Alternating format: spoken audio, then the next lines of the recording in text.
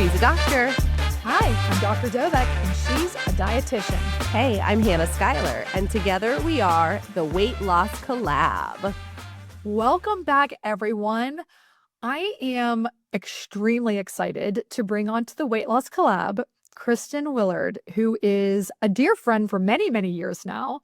And I would say, I know, Hannah, you're a dietitian and amazing, but I think Kristin might be one of the most famous dietitians in the bariatric space. And I mean it.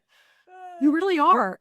What you've accomplished, and I can't wait for our audience to get to know you and your book and all of your incredible content and just value-packed tips that you put out there all the time. I mean, I think what you do is creative. It's simple, it's sleek, it's beautiful, and it's practical. It's good. It works.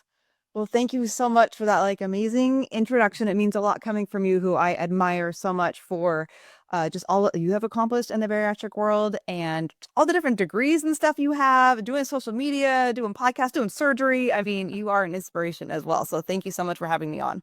Well, thank you. Well, let's I want to know more about you first. For our listeners, about just, obviously you're a registered dietitian, but how you got so specific to bariatric surgery. Tell why did you even want to go into this specialty? And then especially why bariatrics?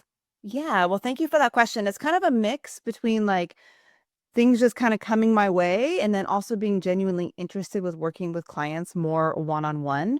It all started originally when I was in my internship. So to become a dietitian, you have to have supervised practiced hours. And so one of those, we had a bariatric dietitian come in, and I never even thought about bariatric surgery before as an area that I wanted to specialize in. But she said, that it was one of the most rewarding places that she worked as a dietitian, because she really felt like we were helping our clients have tools that they would help them long term, not just for 2 weeks or a month, that it was something that was really helpful to improve people's quality of life. So that definitely started putting that idea into my head that it was an area that I wanted to work in. And coincidentally, I actually wrote as an intern, I wrote up to where I was going to move to our bariatric clinic that was close by, and said, hey, I'm a new dietitian. I'm really interested in working at your facility. I never heard anything. I don't even know who I wrote to be honest, if that person was even still in the office, but I wrote an email and then ended up getting a job. It was a rural area, so you kind of took the first place that you could get. So I went to a skilled nursing facility, and then a job opened up in the hospital eventually. And I got to work with clients and really enjoyed the process of it, but felt like I was really not connecting in that one-on-one environment. And I really like getting to know people and having more depth to the relationship. And so then when there was an opportunity that opened up at our bariatric clinic, I was able to have that position very quickly. And the other dietitian was kind of fading out. She actually became a therapist as well. So she was doing all sorts of things. And really led it. And so kind of getting to what you were asking is, I really ended up in the online world as a bariatric dietitian, because I felt like I was just handing kind of packets out and telling people, have 3 to 4 ounces of protein and, had those little fake foods and stuff that they have in the office. But it really wasn't real life sort of stuff. And so I started kind of dabbling in Instagram and had this picture go up, and it was the bariatric plate method, where I was 50% protein. It was just a simple roasted chicken recipe, 30% vegetable with probably some broccoli or something, and 20% carb. And in that moment, I never had so much attention before on my site, and it just blew up. And I just realized wow, this is what people are really looking for, is kind of these real life examples, showing people how to do it with what they actually have in their fridge. And that's kind of where it's just been building upon that. Yeah, I love that. I love it. And I feel like a lot of dietitians are like that. They're I kind of just ended up in this role. That's just how the world worked.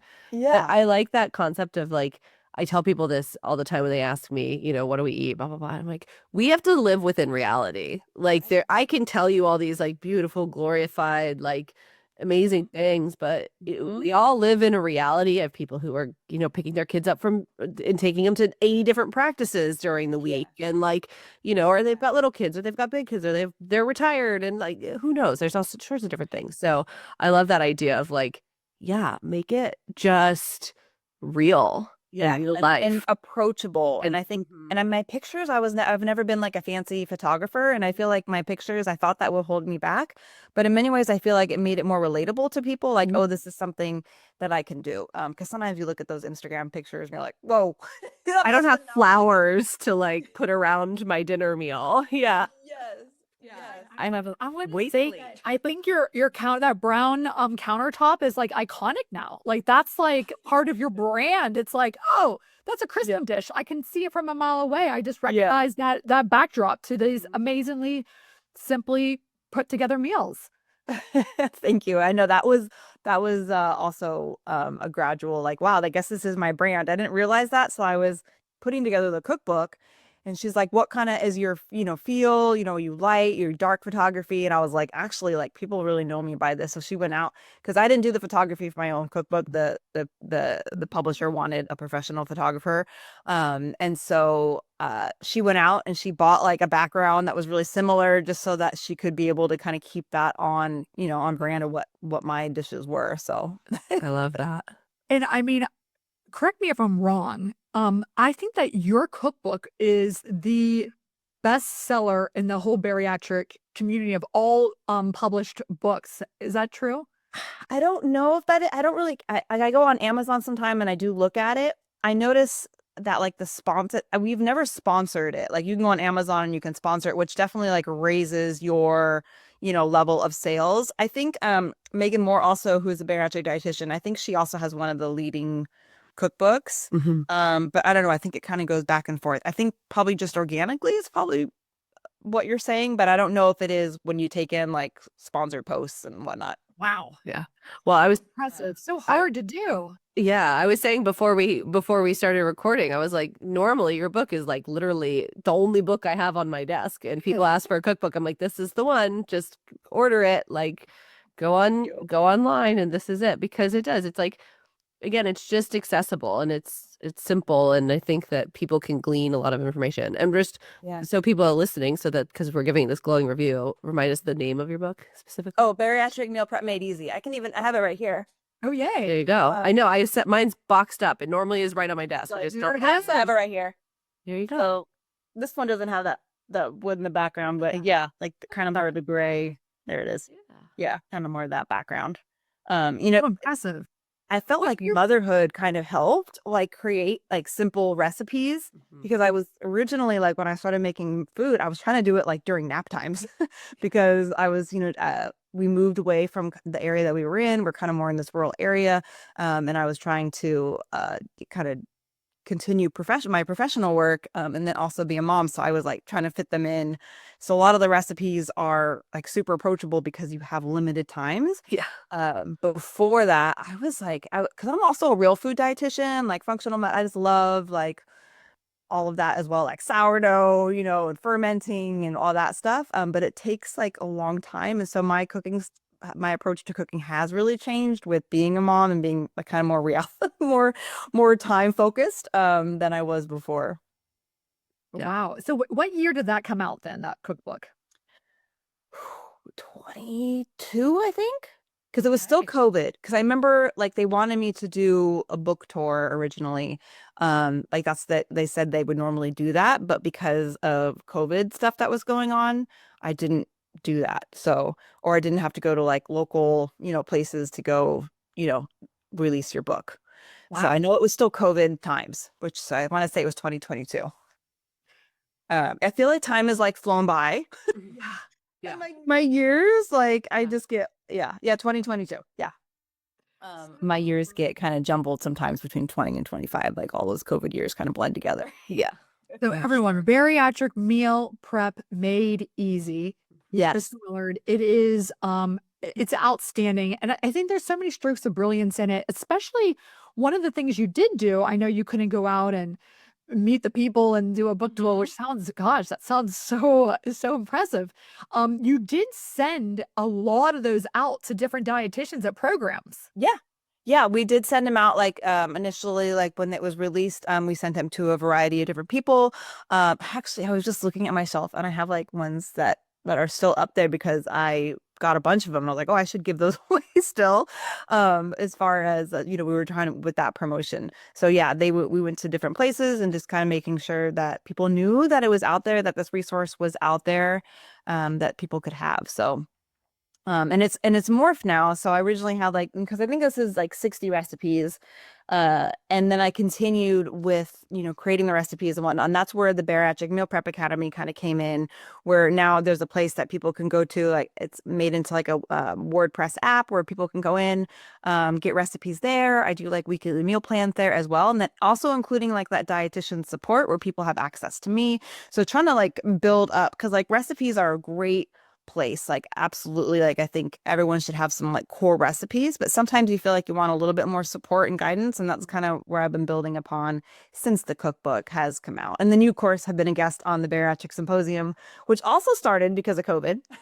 Yes, I want to talk about that too. Oh my gosh, so many things here. So wait, before you get off of it, I need to know, what would you consider to be some of the core recipes in your mind? Like if someone maybe is a cook and somebody that's like, I don't know, what do I need to do? What's some of my staples in my diet? Yeah. So as far as like simple recipe, I love like Instant Pot and crock pot meals because I think those are, you can put them together really quickly.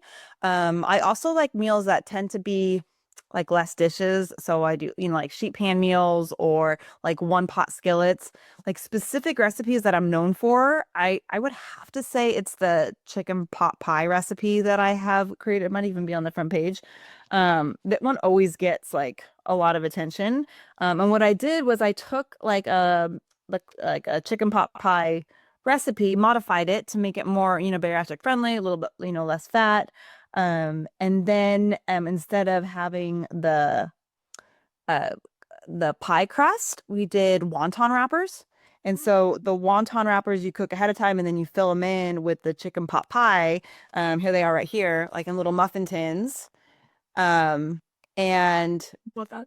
they're nice, like little single servings. So I try to make like single servings. Same thing with like I have mini like turkey meatloaf in here too. So mini turkey meatloaves freeze really well.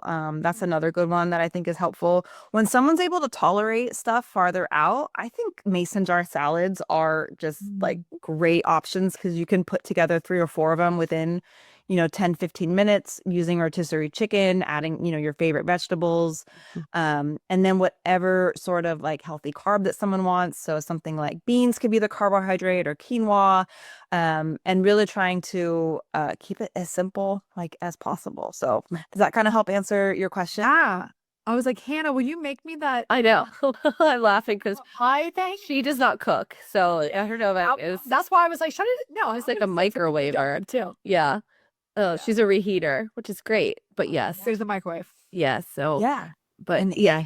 yeah, we all have to have like our, what we're, I feel like you need to have those quick options to have. Like you're so influential in so many areas that like it's impossible to do it all and spend. In fact, I think many times myself, I'm like, gosh, if I had like a job like in town and I was kind of working like that, 8 to 5 position, I think it would be really hard to eat, whole foods as much as I do, because I think there is a barrier there. Like you come home, you're exhausted, which is why meal prep can come in and having these simple recipes, because yeah, it makes it easier. Makes it doable. Well, it's funny because I just saw another dietitian who I talk about a lot when I'm talking to people with kids. It's Kids Eat in Color. I'm sure you're familiar with. I love her. Yeah, I was ever all obsessed with her. And she just posted on her stories about how like this week she was able to like make she called them like fancy fajitas, and it was like she actually browned the vegetables and she did the whole, it was like it was done, and she was like, but this is coming from her kids are now like, I don't know, 8 and 10 or something like that. And she's like, I look back at what we ate when they were toddlers and little kids, and it was like the rotisserie chicken and it's the frozen meatballs and it's like all this stuff. And I think that's another thing to chicken nuggets. It's just like living in reality of these things too. Like you're saying, like everybody's life is going to be a little bit different, and it is very much in stages too, where it's like, like there's going to be those times where you need those ones that are back pocket. You take what's in the fridge and you make it like the salads. Like you know, and this is where I love people to get creative too. I'm like, take this as an idea, like take this as a concept and then make it your own. And I think that's what a lot of the stuff is too. It's just like, yeah. Or if you don't like, I don't know, quinoa is really not my favorite. I'm going to stub it for something else. I don't know. Like, but that's such an easy thing. And I think that's also where people can get really bogged down sometimes, feeling like their diet has to be fully like prescribed to them, where it's like you eat exactly this and this amount and blah, blah, blah. And it's like, that doesn't work. Maybe it'll work for you for a period of time, but it's not going to work long term. You have to have adjust 100%. And, you know, with the, you know, kind of going back how you were saying, like grab and goes, I feel that that's like one of the areas I recommend to people to start off with is like, just have like, you know, maybe start with like preparing one meal a week, and like you can have, you know, these go-tos in the freezer that you can just pull out a microwave. Like that's absolutely like part of the plan. Like having a plan and being intentional is so important and part of this journey. And even if it is packaged food, even if it's going out to like, you know, different restaurants, like having a plan, I think is still helps your mental well-being and also like that decision fatigue throughout the week. Yeah. Chipotle is like, that's like a meal prep to me. Yeah. Half of it's lunch and then half of it's another meal. Yes, that's also Dr. Dovec's favorite. Oh, and it's so good. And bowls, I don't think we've mentioned bowls. That's like one of my favorite things too, is like taking in the refrigerator, like what's a leftover protein you have, you know, what's a leftover carbohydrate if you are including those kind of foods yet, and like what are some leftover vegetables or maybe a bag salad that you have, and like putting them together. I think bowls like Chipotle, you know, kind of modeling it, you know, like looking at different restaurants, like what you like and what are some concepts that you can take and then apply it to your meal at home. And it's just like practice and playing. And I think you're absolutely right that people feel like they need to like do the recipe or eat exactly on the meal plan. And it doesn't have to be like that strict. It's helpful to know like what different groups are, like, you know, like some people say, oh, you know, what protein has the most protein? It's like, it's all roughly around 7 grams per ounce, you know? So like if you see a fish recipe and you don't like fish, like you can use chicken. You might have to change the timing on it, but heck, with like, you know, different internet now, you can just Google it, like how long to convert, you know, you can ChatGPT it, you know, how long to convert, or knowing your non-starchy vegetables like broccoli and cauliflower. And if you don't like broccoli, being able to substitute green beans, like that's all okay. Like it doesn't need to be exactly as written. I mean, this so helpful. So many very valuable tips, and this is why you're the GOAT, as we've clearly established. But back to, you know, something that is interesting, the timing of it. Obviously, the cookbook comes out, but before that was the Bariatric Symposium. And I was a speaker at this virtual conference that you put on, I guess, because of COVID, for 2 of them. And another very impressive thing that you did, can you tell about what was sort of what made you decide that you wanted to do that?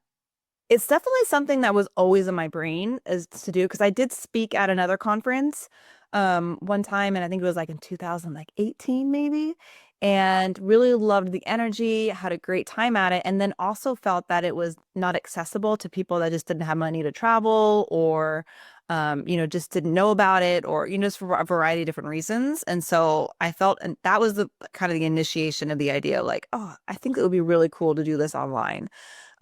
Because you can meet people all over the world, you know, you can have, and then people can also go back and like rewatch it. Cause I know like sometimes, you know, during the live things, it's like, oh man, what did they say? You know?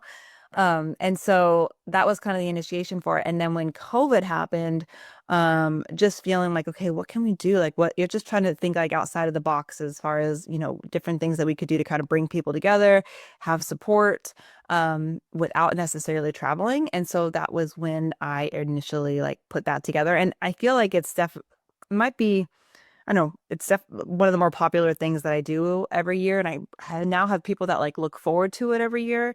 And we've done all sorts of things. Like I've had as low as like 9 speakers, I think. And I've had up to, I think, not in 2025, 2024, I think I had like 18, 19 speakers. And so it's kind of been like all over the map. But I also felt like that was information overload. So trying to figure out the balance every year. What are some hot topics? What are some topics that we would need to like hear, you know, every year, right? You know, because the journey is still somewhat similar each, you know, for each like the phases are similar, like as far as that initial weight loss phase, and then the plateaus and, then possibly some regains. So there's kind of like these similar boxes that we kind of hit on every year as well, just with maybe different speakers with different perspectives. Oh, I think it's fantastic what you're doing. And we chatted about this, and I know that you will likely not be able to come in person, but we are doing an in-person big retreat this year, the Body by Transformation retreat, May 1st and May 2nd in Orlando at a beautiful resort, actually.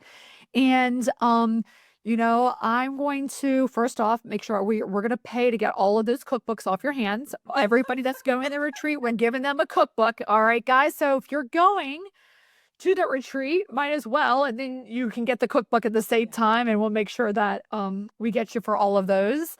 Yes. And then also, like, we would love for you to like give something that we can give to the attendees of that, or just even to our newsletters or our email list, like some of these helpful things like that.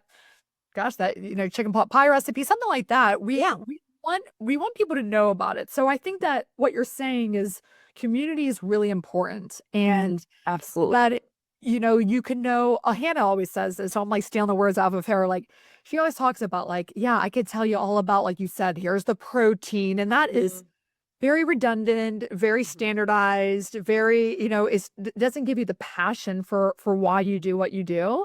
But it's the people, it's the humans, it's the connection, is seeing the results, it's understanding, like, all right, you're knocked down a couple, but we slip, we don't slide, we're getting right back up on it, and how you're influential in that aspect. Yeah. And I think in-person stuff is amazing because I feel like you have a different level of connection. They both have a place. And there's a level of like real person connection that's very different than when you're on the computer. I think you can connect, but it's just not the same depth maybe as it is in person. And because when you're having these online things, it's just all pretty much related to the journey and the bariatric. Where when you're in person, you make like talk about other things too, which kind of, I feel like all those different connections just help it make it a really unique experience, and so helpful for people along their journey. It's like water cooler talk at work, like, which not saying that we want to come back in the office. I'm not saying that. But it's kind of like where you get that idea of like, yes, it's helpful sometimes to be in person, because not only you can connect on that personal level, you can come up with ideas, like you said, it's just you kind of get out of the space that you're like directly in. But I think that the good thing is, like, with these types of things, like, it's both and, it's not either or. So we can include those, because sometimes you just want to sit there and like learn. You just want that, like, yes, please tell me. Or somebody who's maybe newer in the process, who is just like soaking up all of the information, and they just want like that juice, they're ready for it. And so that's where I think that can be really a benefit to people too in that virtual space. Yeah, absolutely. And like, I feel like real person stuff has more of those lasting friendships. Like, people will like exchange emails or phone numbers in a way that isn't necessarily done online. Maybe they'll feeling comfortable. I mean, for our population that we work with, they have been stigmatized for a long time, or they haven't felt welcomed in certain spaces, or they might have, their body has changed a lot in the last months, years, whatever it might be. And I think being able to be in a space of other people that have gone through a similar physical journey to you as well can be really like mind-blowing, life-changing kind of thing. Like, people are comfortable with, absolutely, like, we did a pool party a couple years ago, and it was like we had people come and like walk the runway, and like they were like, I never would have taken my bathing suit cover up off, or I wouldn't have, just like, and everyone was just so free. It's amazing. And encouraging. Like, people are encouraging each other, I'm sure too. Oh yeah, it was wild. It was awesome. So bodybybariatrics.com/bodybytransformation. We have all the details, and like, anyone comes to you, right? Like, you can be all over the United States. Right. And that's what we really want. We want it to be separate from program. This is not it's housed on our website, of course, but we are getting patients who've had surgery at different programs. We really we want this to be the space that again, it's just a place of community and just coming together, like Hannah and you are both saying clearly that there'll be some really great powerful sessions. We have Laura Graybo, who is Oh, I know her. bariatric therapist. She's been a speaker at the symposium too. Yes, and she always does a great job. I think she really gets it. She's very, very good at her part. And we just did one that was called Body by Mindset. And that retreat was all about the so fun topic of breaking free from shame.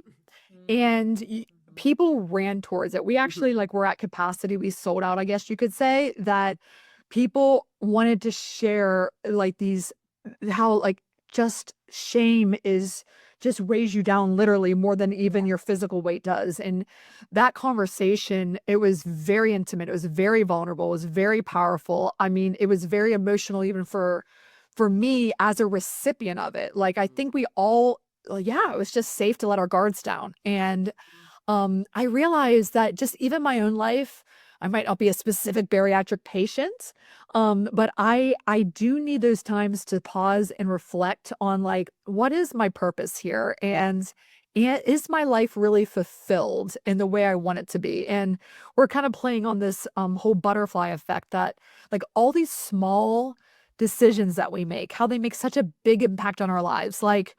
Even something like you asked me to be a speaker.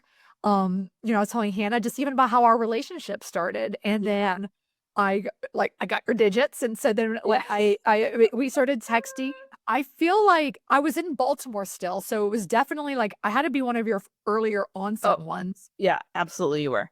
Yeah. Yeah, 6 years ago. I remember I was being so stoked when you would come to the symposium because it wasn't even known yet. You took a chance on me. I was no, doing this thing, and you wrote back right away, I'm in. I'm oh my gosh, can't believe she's coming on. I was so excited. And but now I just, oh God, I love what you do. I just love anything that gives people value, that is just so worthy of their time and their expectations of man, I hope this is going to be worth it. I'm taking time away from my family, whether you're virtual or in person, whatever it is, it is an investment, and you want to make sure that people get something out of it. And I think that that's why your email list has exploded. You have an amazing newsletter, which I want people to absolutely make sure that they sign up for, because Hannah and I both get those weekly tips. I get another thing that's so beautiful and simplistic, but also action packed in there about how not just to talk about it, but how to put it into motion.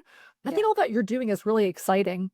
And you talk a little bit about how you do some coaching, some support, some more individualized things beyond some of the, the cookbook and the meal prep and the planning and that sort of thing. But how is Kristin Willard scalable? What is, yes, the cookbook, but what is the big vision for you, your life, your career? I mean, I think you're just getting started. A big question, Dr. Dovec. Sorry.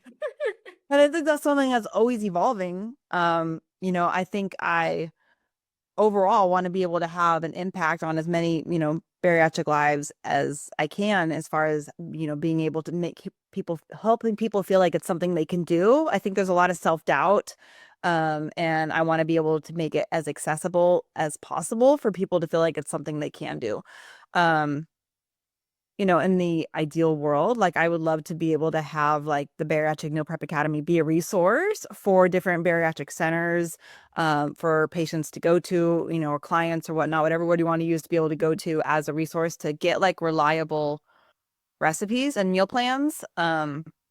Maybe eventually having different, where a dietitian, let's say Hannah, for instance, could come to the Bariatric Meal Prep Academy, sign into her account, and create meal plans from the bariatric recipes, for their clients or just for the group or whatever it is, or pick recipes that are approved by your center, because each center has their own requirements and their own restrictions, so it's hard to have a universal. So maybe more in that way, but really being able to someone to pick up an app on their phone, put in, what their recipe likes and dislikes are, populate a menu, and then, send it to Instacart or Walmart or whatever, you can, to make it as easy as possible, and then have access to healthcare professionals. So kind of a holistic sort of view.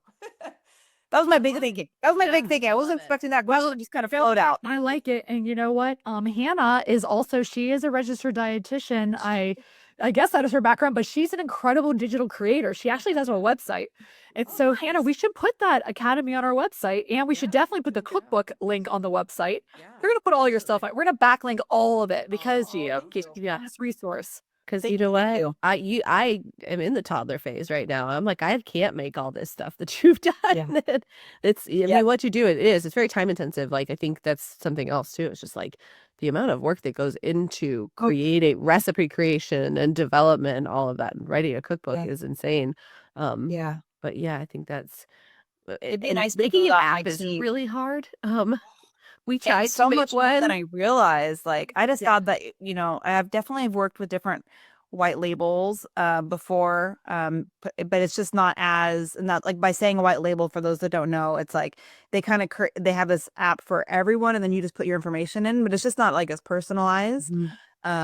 And I'd love to be able to personalize it, but man, it is not cost efficient. Like, I don't think people could, you can't get as many, you can't help as many people as you would like for how much it actually costs to invest in that sort of technology. Like, I had no idea like how massive apps are until I got into this world. So you know what, schooling does the job for a bit. Yeah, it's absolutely insane. So good job. No, super, super impressive. So you just brought off a lot of different resources that you have. And like we said, we're going to put them on our website. We're going to put them in the episode show notes of this. But right now, do you, like you said, I heard you mention you wanted to build out your team, but do you, like, if we were to say like, oh, we have patients, you know, Hannah's pregnant as well. And she will be going out of maternity, and you know, we always love to expand the horizons and offer just, again, like additional help to our patients. Are you accepting new patients or not at this time? Yeah, one-on-one. It's funny you should say that. Right now, I actually am not, but it's something that I definitely have been considering. But in the moment of this recording, I haven't. But I do offer them to for Meal Prep Academy members. Like, they kind of get priority for those consults when they do open up. You know, I actually, there's another dietitian that she does help me inside the academy as well. And so I know she's wanting more hours sometimes. So, you know, I don't have the specific answers right now. Okay. But it's definitely something I'm open to as, you know, continuing to evolve. So we're getting people who come to the Body by Transformation Retreat a cookbook. And you can always, of course, you can buy a cookbook, Amazon, it sounds like anywhere. Barnes & Noble, Amazon. I don't know if my website has, because by the publisher, they wanted to make sure I had all the different outlets. So it's on my website. Oh, wow. That's amazing. Okay, got it. So you can get it pretty much anywhere you can buy a book. You can buy the Bariatric Meal Prep Plans Made Easy. And then it sounds like the Academy is really the way to really dive in deeper with you.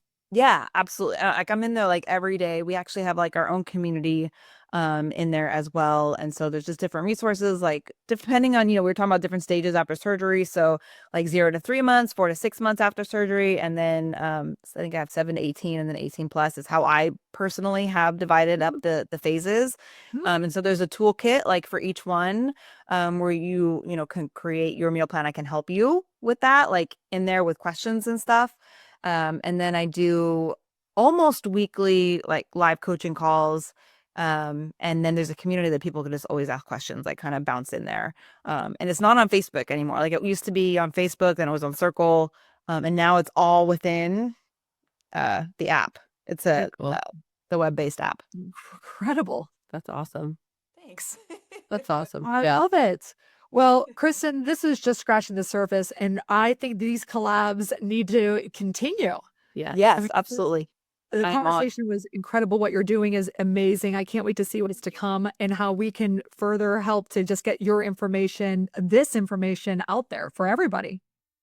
Thank you so much, Dr. Dovec. I so appreciate it. And Hannah, always a pleasure. Yeah, I know. I'm so excited. I love it. Like I said, I recommend you all the time because I'm like, she's done the work. I'm not going to try and recreate it. She's done such a great job of it. And I feel like there's so much more work to do. Like, I feel like there's just so many like possibilities. Like, well, wearing all the different hats can be like, I've kind of neglected my blog because I've been more into social media and building the academy, where now I feel like the blog is, suffering, where that really helped me, in the beginning for people to find me.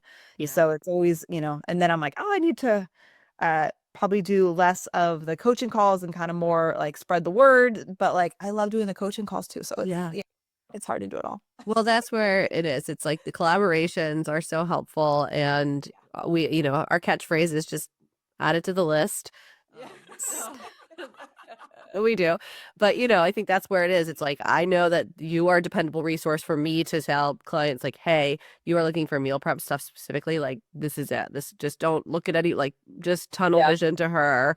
I trust it. And that's like such a great thing too. It's like, and then of course, we're on the more surgical side, and we're in the thick of that kind of thing. So I think everybody just really does kind of play a different role in this, and everybody's going to approach it, like you said, even programmatically, like, are going to approach these types of things differently. But I think at the end of the day, you'll find that a lot of, especially the dietitians, really come on to be on the same page, and on, maybe slight variations and stuff like that. But for the most part, we're all pretty here for what everybody else is saying. Yeah, absolutely. Yeah, we're adaptable, I think. Mm-hmm. And when is your next symposium? I haven't set the date yet. It's usually like the second or third weekend in September. Okay. Depending on Labor Day. Like, I don't like to have it like right after Labor. It might be, I kind of look at the calendar and usually sometime September. Perfect. Well, we'll keep an eye out for that too. Yes. Make sure to spread the news. Love to have you back on as a guest. A speaker. Great. Yep. We'll be there. Send her the invite now. She'll RSVP immediately. Okay. Yeah. Yes. You don't even have to send it. Don't even waste that precious second of their time. I'll be there. Whenever it is, I'll be there. Wherever I'm at on planet Earth, I'm going to be at that bariatric symposium, everybody. All right. Wonderful. Thank you so much. You do. Awesome. Are you going to take us out? Yes. As always, you can find us on Instagram at the Weight Loss Collab, at Dr. Dovec, at hannahschuyler.rd. You can find Kristin at Bariatric Meal Prep. .com. Yep. And then that's the handle on each. On Instagram. Yep. On all the things. So Bariatric Meal Prep is how you can find Kristin.